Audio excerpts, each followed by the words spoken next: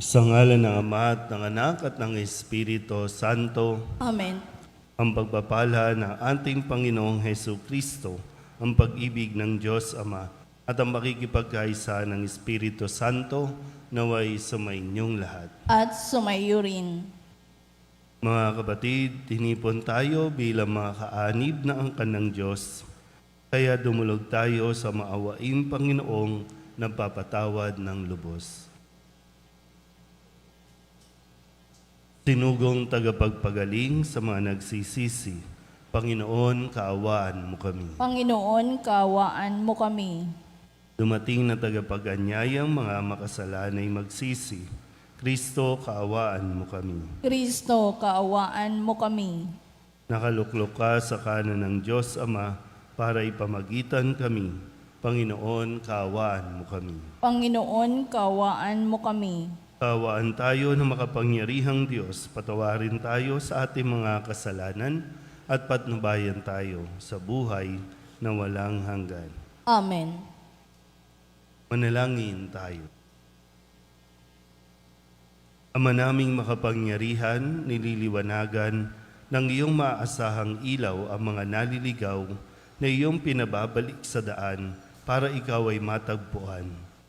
Ang mga kabilang sa nananalig sa iyong anak ay pagkalooban mong makapagwaksi sa tanang salungat sa ngalang Kristiyanong sa iyo'y tinanggap.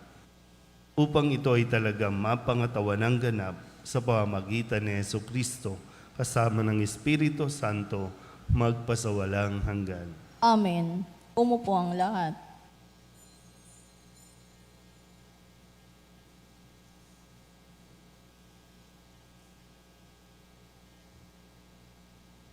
Pagbasa mula sa aklat ng Propeta Isaías. Pinapatnubayan mo ang mga taong matuwid at pinapatag mo ang kanyang landas. Panginoon, sinusunod ka namin at inaasahan. Ikaw lamang ang lahat sa aming buhay. Pagsapit ng gabi, hinahanap-hanap ka ng aking kaluluwa. Kapag ang batas mo'y umiral sa daigdig, ang lahat ng tao'y mamumuhay ng matuwid. Ikaw ang nagbibigay sa amin ng kasaganaan at anumang magawa namin dahil sa iyong pagpapala. Hinahanap ka nila sa gitna ng hirap, ng parusahan mo'y ikaw ang tinawag. Ang katulad namin sa iyong harapan ay babaeng manganganak, napapasigaw sa tindi ng hirap. Nagdanas kami ng matinding hirap, ngunit walang naidulot na kabutihan. Walang tagumpay na naidulot sa bayan, wala kaming nagawa anuman. Ngunit ang mga anak mong namatay ay muling mabubuhay. Mga bangkay ay gigising at aawit sa galak.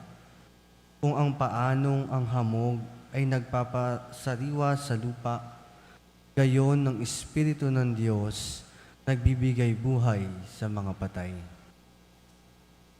Ang salita ng Diyos. Salamat sa Diyos. Salmong tugunan ang atin pong itutugon. Mula sa iyong luklukan, lahat ay iyong minamasdan. Tayo pong lahat. Mula sa iyong luklukan, lahat ay iyong minamasdan. Ikaw, Panginoon, ay haring walang hanggan. Di ka malilimot ng buong kinapal. Ikaw ay mahabag, tulungan ng Siyon, pagkat dumating na ang takdang panahon. Mahal pa rin siya ng iyong mga lingkod, bagamat nawasak at gumuhong lubot. Tugon. Mula sa iyong luklukan, lahat ay iyong minamasdan. Ang lahat ng bansa sa puon ay takot, maging mga hari sa buong sinukob. Kung iyong itayo, pamuli ang Siyon, ikay mahayag doon, Panginoon.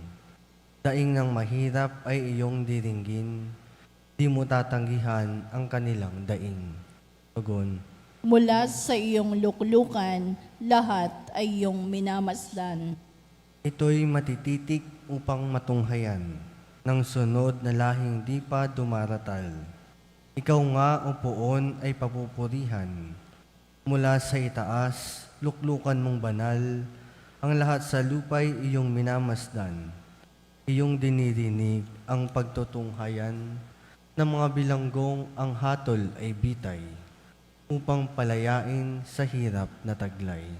Tugon, Mula sa iyong luklukan, lahat ay iyong minamasdan. Tumayo ang lahat.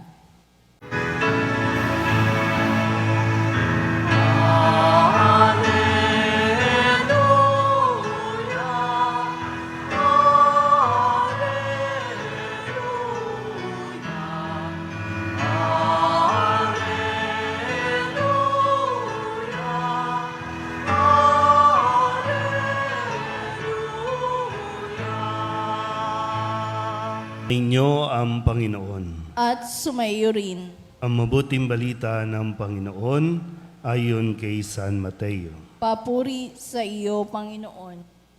Noong panahong iyon, sinabi ni Jesus, "Lumapit kayo sa akin, kayong lahat na napapagal at nabibigatan sa inyong pasanin, at kayo'y pagpapahingahin ko. Pasanin ninyo ang aking pamatok at mag-aral kayo sa akin. Ako'y maamo at mababang loob, at makasusumpong kayo ng kapahingahan para sa inyong kaluluwa. Sapagkat maginhawang dalhin ang aking pamatok at magaan ang pasaning ibibigay ko sa inyo." Ang mabuting balita ng Panginoon. Pinupuri ka namin, Panginoong Jesucristo. Isang magandang umaga po sa inyong lahat. Ngayon po ay Huwebes ng 15 linggo sa karaniwang panahon. Ang tanong, pagod ka na ba? At kung pagod na, ano ang dapat gawin? Pahinga. Diba? Minsan yung common sense natin, nakakalimutan nating gamitin. Kung pagod, edi magpahinga. Kasi kapag pagod at nagtuloy-tuloy ka pa ng iyong mga ginagawa, iinit lang ang ulo mo. At kapag mainit na ang ulo mo, kung ano-ano na ang masasabi mo, at hindi na nagiging effective. Kahit gawa ka ng gawa, marami ka mang gawain sa bahay man o sa opisina, hindi ka nagiging effective. Meron bang nami-pressure sa iyo na tapusin mo na lahat? Nagmamadali ka ba? Ayaw naman, para bang minsan kala natin pinapatay tayo, pero pag binalikan mo, ikaw lang naman kasi talaga yung pumapatay sa sarili mo. Akala mo, inaagawan ka ng kaligayahan, pero ikaw lang din naman ang nag-aalis ng kaligayahan sa buhay mo. Kasi kung papakinggan natin na mabuti, itong mga sinabi ni Jesus sa Ebanghelyo natin mula kay San Mateo, sabi niya, "Lumapit kayo sa akin, kayong mga napapagal at nabibigatan." Lumapit kayo kung kayo'y nabibigatan o pagod na. Hindi niya sinabing, "Aalsin ko lahat ng problema ninyo. Tatanggalin ko lahat ng inyong mga alalahanin." Malinaw ang sinabi ni Jesus, "Pagpapahingahin ko kayo." Magpahinga kayo. Ano bang kinapapaguran ninyo? Halimbawa po, anong kinapapaguran ninyo? Sa bahay, pagod na kayong maglaba, magluto, maglinis ng bahay, mag-asikaso, manaway, mangaral sa inyong mga anak. So pagod ka na ba? Ayaw mo na ba? Kasi kung ayaw mo na, kusa kang mamamahinga niyan. Kung sa trabaho, kung pagod ka na, mag-resign ka na, pagod ka na pala, ayaw mo na pala.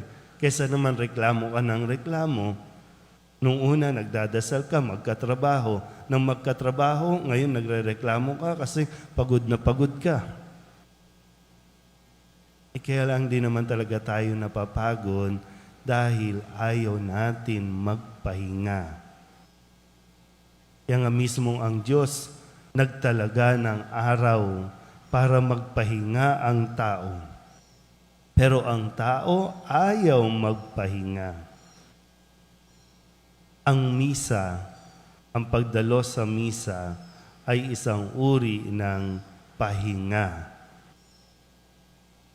Kasi kung magpapahinga tayo, doon tayo mas nagkakaroon ng parabang tamang lugar, tamang oras, para pag-isipan natin, ano ba itong ginagawa natin? Importante ba ito? Okay pa ba ito? Nagiging okay pa ba ako at maging ang mga tao sa paligid ko? Ulitin ko po, no? Hindi tayo mas magiging effective kung lagi tayong pagod. Pagod na ang katawan, pagod pa ang isip. Isa naman, no, hindi ka nga kumikilos, pero isip mo naman, utak mo naman, kung saan-saan nang pupupunta. Kaya pagod. Bago matulog, ang daming inaalala. O kaya paggising, kagigising lang, mukha ng pagod. Anong nangyayari? Di ba nagkakasakit din tayo? O pag nagkasakit, tisi natin sa Panginoon. Eh ano ba sabi ng Panginoon? Magpahinga ka kasi. Magpahinga ka at matuto. Malinaw naman, sabi, magaan yung aking mga pamatok. Alam niyo pa po ba yung pamatok? Sino pang hindi nakakaalam ng pamatok? Dati kasi dito, di ba, marami ditong kalabaw. Di ba yung pamatok, yung nilalagay dito? Para na sa ganon, mas madali dun sa kalabaw, hilain yung napakalaking kariton na kung ano-anong mga nakalagay ng mga paninda, pero nakakaya dahil dun sa tulong ng pamatok. Yun dito. May tutusin itong stall ng pare, pamatok. Inilalagay ito. Simbolo ito ng responsibilidad na nakaatang sa balikat na kung pagod ka, di sige, tanggalin mo. Ayaw mo na. Pero nagiging madali, no, ang lahat ng gawain dahil ito ang pamatok ng Panginoon. Kung susundan lang natin lagi. Kung aalalahanin lang natin lagi. Kasi ang sinasabi ng mundo, yung pamamaraan ng mundo, nakaka-depress yan. Minsan po, ang isa din kasi sa nakakapagod sa ngayon, no? Yung pagtutok sa social media. Nakakapagod yan. Yung ganun ka ng ganun, scroll ka ng scroll. Hindi mo namamalayan. Naubos na yung araw. Ganun ka ng ganun. Nawala na. Hindi ka na nga nakapag-focus sa gawain mo sa bahay, sa opisina. Pero mapapansin mo, bakit ka napagod? Anong kinapaguran mo? So, napagod ka lang sa kakatingin sa buhay ng may buhay ng iba. Yung pinagkakabalahan ng iba, kinakain ng iba, binibili ng iba, napagod ka lang. Tapos pagkatapos niyan, ang sasabihin mo, aping-api ako. Kawawa naman ako. Magpahinga ka. Kailangan mo yan. Deserve mo ang magpahinga. Dahil mas magastos kapag ikaw ay nagkasakit. Mahirap magkasakit. So, yung simpleng pahinga, huwag mong pagdamutan ang iyong sarili. Libre yan. Sa'yo yan. Kunin mo kung may pagkakataon at lagi namang dapat magbigay ka ng pagkakataon para sa sarili mo. Sa ganon, mas magawa natin ng epektibo ang misyon na binibigay sa atin ng Panginoon. Amen?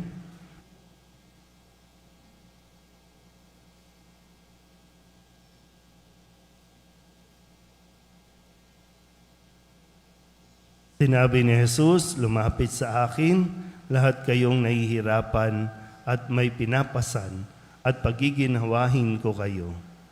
May pananalig sa kanyang pangako, ipahayag natin ang ating mga pangangailangan sa kanya. Ang ating pong itutugon, Jesus, ikaw ang aming kapayapaan. Jesus, ikaw ang aming kapayapaan. Ang simbahan, naway gabayan tayo sa daan ng kapayapaan at pakikipagkasundo. Manalangin tayo sa Panginoon. Jesus, ikaw ang aming kapayapaan.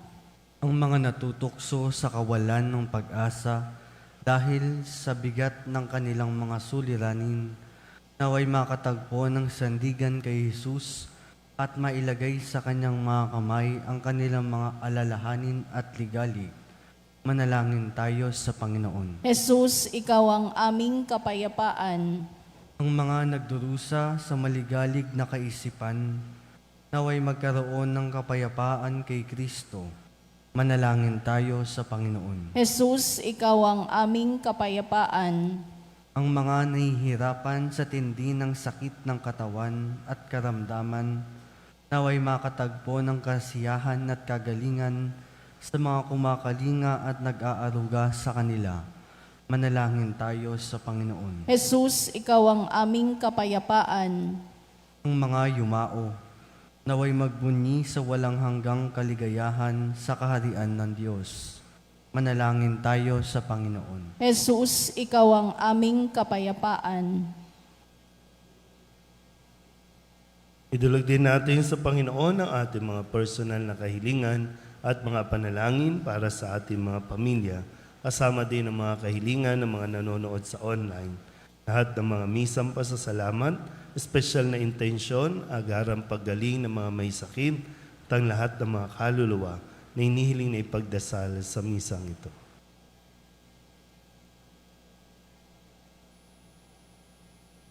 Ang lahat ng ito inihiling namin sa ngalan ni Kristong aming Panginoon. Amen. Umupo ang lahat.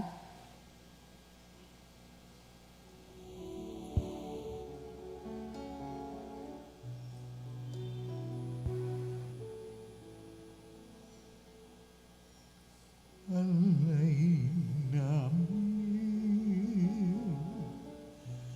aming buhay, bawat galak at lumbay, bawat pangarap naming taglay sa palad mo ilalagay.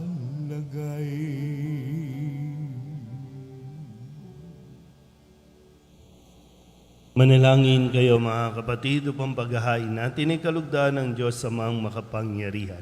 Tanggapin nawa ng Panginoon itong paghahain sa iyong mga kamay, sa kapurihan niya at karangalan sa ating kapakinabangan at sa buong sambayanan niyang banal. Ama naming lumikha, tunghayan mo ang mga alay ng iyong sumasamong sambayanan at tanggapin mo ang mga ito para madagdagan ang iyong kabanalan sa mga nananalig na tunay sa pamamagitan ni Jesucristo kasama ng Espiritu Santo magpasawalang hanggan. Amen.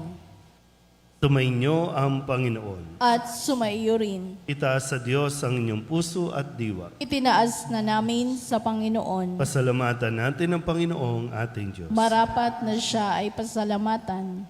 Ama naming makapangyarihan, tunay nga marapat na ikaw ay aming pasalamatan. Sa iyong paglingap at kagandahang loob, ang tao'y nilikamot pinangangasiwa sa sansinukob. Sa hangad mong siya'y iwastong lubos, siya'y pinagdusa mo sa kanyang pagtalikod. Sa iyong pagiliw, iyong ipinahintulot na makabalik siya sa pamamagitan ni Kristo Jesus. Kaya kaysa ng mga anghel na nagsisiawit ng papuri sa iyo, nang walang humpay sa kalangitan, kami nagbubunyi sa iyong kadakilaan.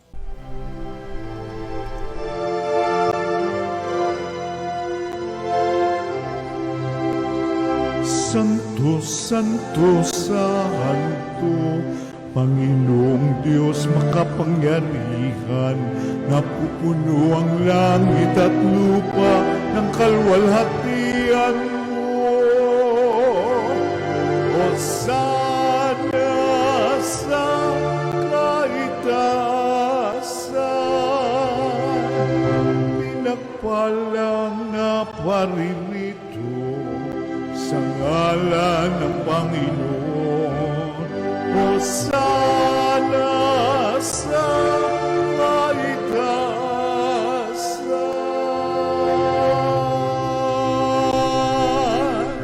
Ama naming banal, ikaw ang bukal ng tanang kabanalan, kaya't sa pamamagitan ng iyong Espiritu, gawin mong banal ang kaloob na ito upang para sa aming maging katawan at dugo ng aming Panginoong Hesu Kristo. Bago niya pinagtiis ang kusang loob na maging handog, hinawakan niya ang tinapay, pinasalamatan kaniya, pinaghati-hati niya iyon, iniabot sa kanyang mga alagad at sinabi, "Tanggapin ninyong lahat ito at kanin, ito ang aking katawan na ihahandog para sa inyo."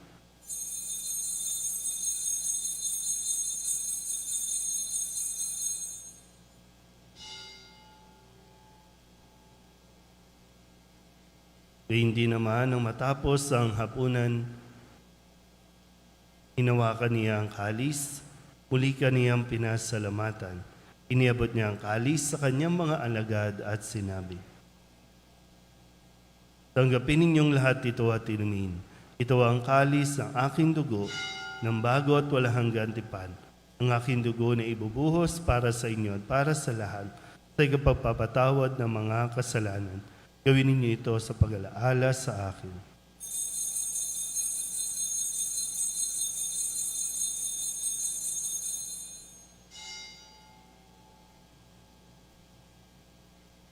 Ipagbunyi natin ang misteryo ng pananampalataya. Si Kristo'y namatay, si Kristo'y nabuhay, si Kristo'y babalik sa wakas ng panahon. Ama, ginagawa namin ngayon ang pag-alaala sa pagkamatay at muling pagkabuhay ng iyong anak. Kaya tiniaalay namin sa iyo ang tinapay na nagbibigay buhay at ang kalis na nagkakaloob ng kaligtasan.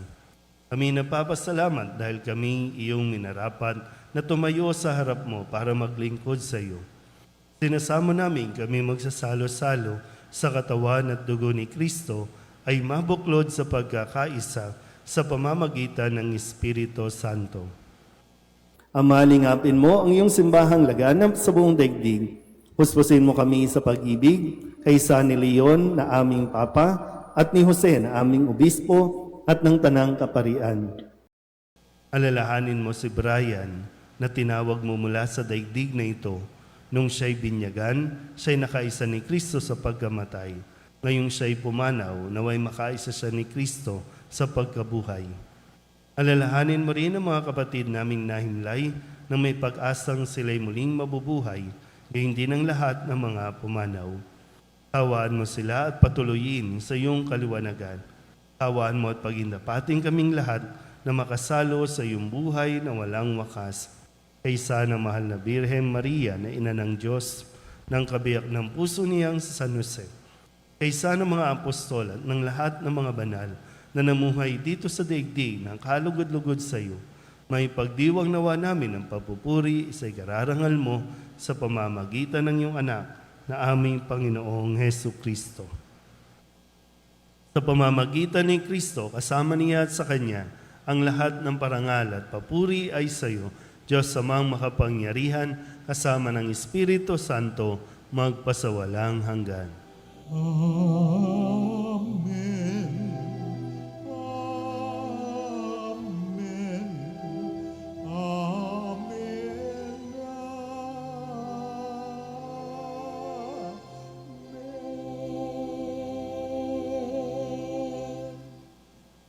Sa tagubili ng mga nakagagaling na utos at turo ni Jesus sa Panginoon natin at Diyos, ipahayag natin ang lakas loob.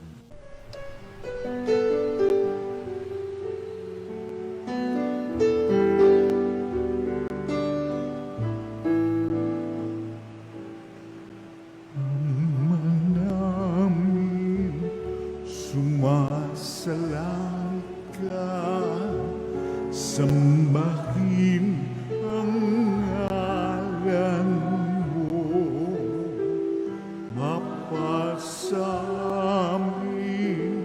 ang kaharian mo, sundin ang loob mo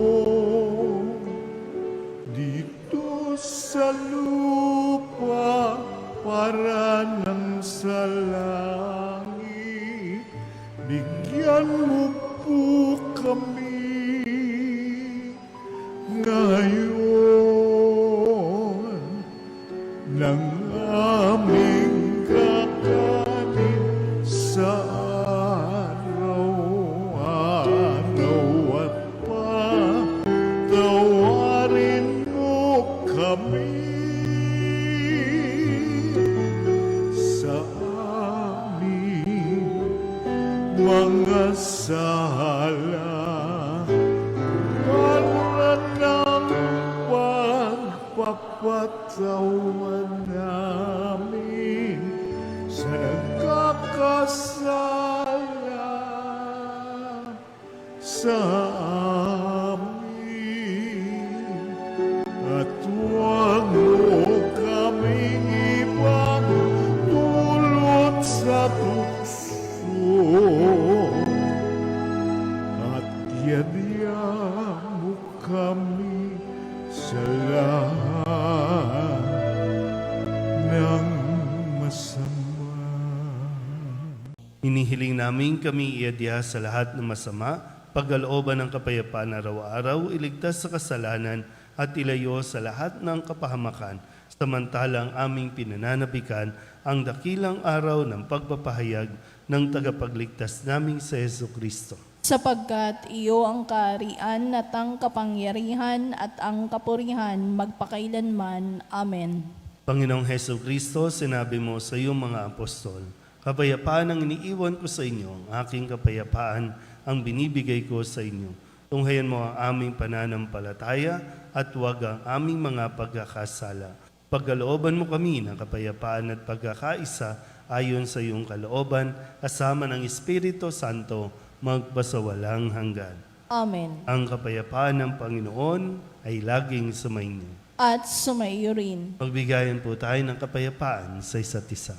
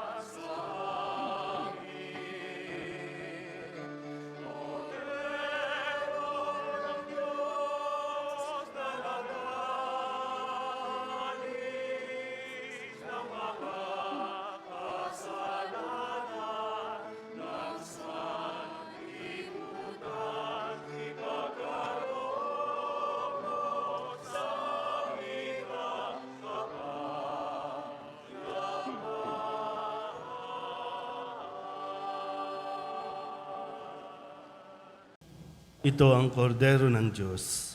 Ito ang nag-aalis ang kasalanan ng sanlibutan. Mapalad ang mga inaanyayahan sa kanyang piging. Panginoon, hindi ako karapat-dapat na magpatuloy sa iyo, ngunit sa isang salita mo lamang ay gagaling na ako. Katawan ni Kristo, Amen.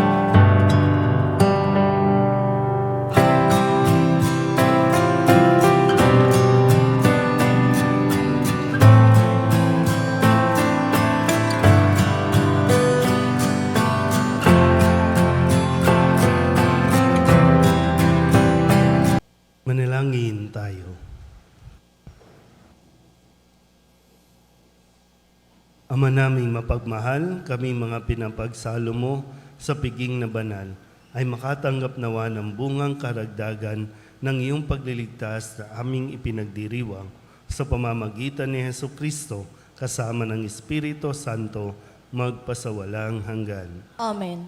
Sumainyo ang Panginoon At sumayo rin. at pagpalain kayo ng makapangyarihang Diyos, Ama at Anak at Espiritu Santo. Amen. Tapos sa banal na misa, humayo tayo sa kapayapaan ni Kristo. Salamat sa Diyos. Magandang umaga po.